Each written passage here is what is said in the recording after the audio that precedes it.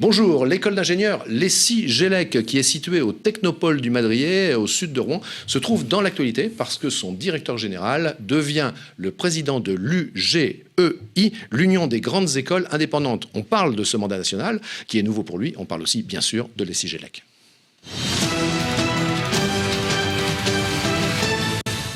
Bonjour Étienne Cray. Bonjour. Alors, le nouveau président national, c'est vous. Un beau mandat, puisque ce mandat regroupe 35 écoles qui ne sont pas que des écoles d'ingénieurs d'ailleurs, puisqu'il y a aussi d'autres. Voilà. Une école de design, et on a vocation à s'ouvrir sur la représentation des établissements d'enseignement supérieur. Vous êtes le directeur général de Lessie-Gélec depuis 2014 et vous avez été élu récemment, là ça date du mois de février. Tout à fait. Le président national, précisons-le, à l'unanimité de l'ensemble, j'imagine, des représentants de toutes ces écoles. De l'ensemble des 35 directeurs qui étaient présents pour ce vote, qui est un vote d'une représentation de ces établissements dans l'enseignement supérieur. Alors, est-ce que c'est une forme de grande satisfaction pour vous à titre personnel? J'imagine que sans doute oui, vous allez nous dire pourquoi. Est-ce que c'est important aussi pour cette école rouennaise, Lessie-Gélec, que son directeur général soit aussi ait une représentation nationale en quelque sorte? Il y a plusieurs dimensions. Il y a l'enjeu de s'engager pour la représentation des établissements d'enseignement supérieur, la défense de leurs intérêts, leur reconnaissance. Et ça fait suite à un engagement de ma part national assez important où précédemment j'étais à la conférence des directeurs d'écoles françaises d'ingénieurs. Donc c'est le sens que je donne à ma mission. Être investi pour Lessie-Gélec, mais aussi être investi plus globalement pour la communauté des écoles. On va revenir dans quelques instants, très bref, sur ce mandat national, mais on va d'abord commencer par Lessie-Gélec. Rappelez-nous d'ailleurs ce que veut dire Lessie-Gélec, même si aujourd'hui on ne désigne l'école que par son acronyme. Tout à fait. Alors c'est Lessie-Gélec en appellation historique, c'était un positionnement dans le domaine du génie électrique, école supérieure d'ingénieurs de génie électrique. En fait, les champs de Lessie-Gélec sont bien plus larges aujourd'hui, dans le numérique, dans l'énergie, dans les systèmes embarqués, dans les télécoms, tous des champs applicatifs qui sont essentiels dans la notion de transition numérique de la société, dans la notion de transition énergétique, environnementale et écologique. Alors donc on peut dire, pour simplifier peut-être un peu le propos à l'extrême, que vous êtes pile poil dans l'air du temps? Je veux dire, en termes d'employabilité de vos étudiants à la sortie des études? Clairement. Quel que soit le secteur d'activité des entreprises dans lesquelles ils vont s'insérer, ces disciplines, ces savoirs, ces compétences trouvent leur place. Et donc, on a la chance d'être dans un environnement de plein emploi par rapport aux diplômés. Concrètement, 100% de vos 2000 étudiants à chaque promotion qui sortent trouvent de l'emploi? Oui, en particulier, on va diplômer à peu près 400 ingénieurs par an chaque année. Et c'est du plein emploi. La moitié, finalement, ont un contrat de travail pendant leur stage de fin d'études, et l'autre moitié, même pas, enfin les 2 tiers ont signé avant, un tiers va mettre 2 mois, mais parce qu'ils se donnent le temps de chercher l'entreprise dans laquelle ils ont envie d'exercer. Vous vous situez, je le rappelle, je l'ai dit tout à l'heure, au Technopole du Madrier, au sud de Rouen. À noter d'ailleurs que la région a de très très fortes ambitions pour cet espace de formation, d'entreprise, de laboratoire.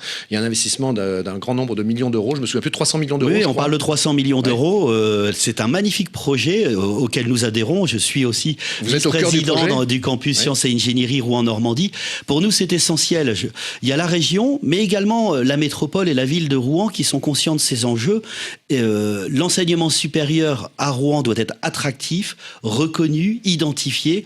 Et c'est une opportunité pour la métropole, et réciproquement, une métropole forte, attractive, va renforcer et contribuer à renforcer son enseignement supérieur. Est-ce que ça veut dire qu'on va un peu dans la direction des grands campus américains? Est-ce qu'on suit un peu cet exemple? En tout cas, c'est bien la projection du projet, de la nature des investissements. On veut changer de modèle où un campus universitaire historique avec des écoles était entre guillemets un monde en tant que tel replié sur lui-même.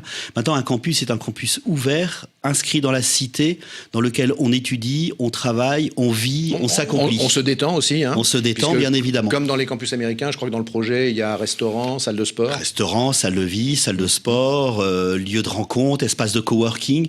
Vous avez noté la présence des entreprises également, c'est-à-dire un monde entremêlé entre la cité, le monde professionnel, le monde étudiant, le monde de la vie, avec des enjeux importants. Je pense notamment, vous voyez, là, sur la sécurité, des endroits où on doit se sentir bien, des espaces sûrs. Une grande satisfaction pour vous d'être à la tête de ce type d'organisation, dont je rappelle d'ailleurs que c'est une structure privée, Lessie-Gélec. L'ESI Gélec est une très belle école. Je suis allé la rejoindre quand le poste de directeur était vacant. Vous êtes ch'ti d'origine d'ailleurs ? Vous venez de Lille ? Et je venais de Lille. Et si je suis arrivé, c'est pas par hasard. Je me suis donné les moyens également de choisir ma destination. Et c'est tout à fait lié aux moyens de l'ESI Gélec, la façon dont elle a pu se développer, ses moyens technologiques, ses espaces de laboratoire, de plateformes technologiques. Alors revenons pour la deuxième et dernière partie de ce programme à votre nouveau mandat depuis février, président de l'UGEI, l'Union des grandes écoles indépendantes en France. Pourquoi vous avez eu envie ou eu l'opportunité de solliciter ce mandat ? C'est venu d'où et pourquoi ? En fait, l'ESI Gélec est membre de l'UGEI, qui correspond à c'est pas un syndicat, mais sa fédération, sa grande fédération qui la représente.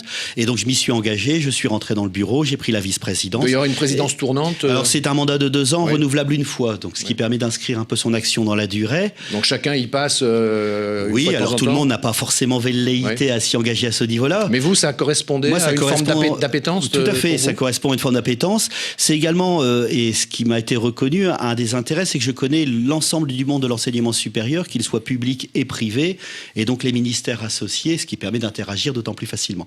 77 000 étudiants. Au global. 35 écoles au plan national regroupent effectivement ce chiffre assez important.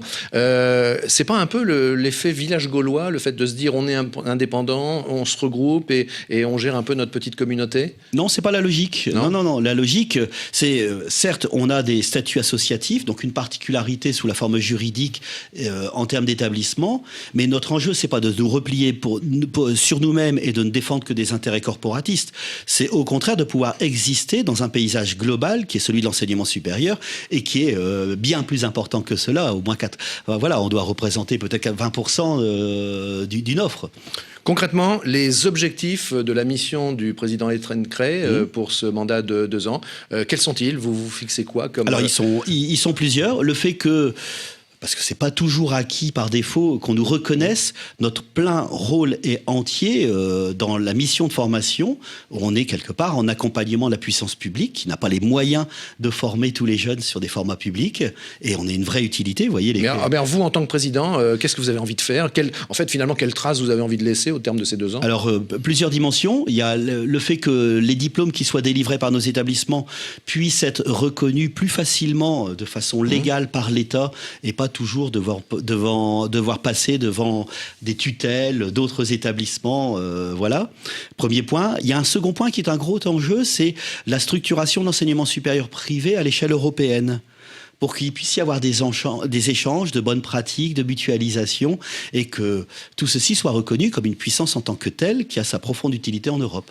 Vous, pour terminer, une question un peu plus large sur l'emploi. Vous qui êtes à la tête d'une école qui forme des étudiants qui trouvent tous de l'emploi et assez facilement, quel regard vous avez sur tous ces secteurs industriels et commerciaux qui peinent à recruter alors qu'ils ont des offres d'emploi à pourvoir ? Exactement. Quel est votre regard, vous, parfois, il y a un paradoxe. Parfois, il y a un paradoxe. On voit les grandes réformes qui se mettent en place progressivement. Il y en a une qui, d'après moi, devrait être profondément bénéfique, qui est celle de l'alternance. L'ESI Gélec pratique la formation des ingénieurs sous statut d'apprenti. Et ça, c'est un moyen d'entrer sur un territoire, d'entrer dans des entreprises, d'entrer dans des PME, PMI, alors que, par défaut, les jeunes n'auraient pas forcément eu ces objectifs-là dans leur radar. Vous travaillez, j'imagine, main dans la main avec NAE, Normandie Aéroespace, avec son président. Avec Philippe Audeline, il est administrateur de l'école. Voilà, mais justement, Philippe Audeline, lui, à la tête de Normandie Aéroespace, toutes ces industries aéronautiques et spatiales de Normandie, on en trouve un certain nombre qui peinent à recruter et qui aimeraient bien avoir des gens de chez vous.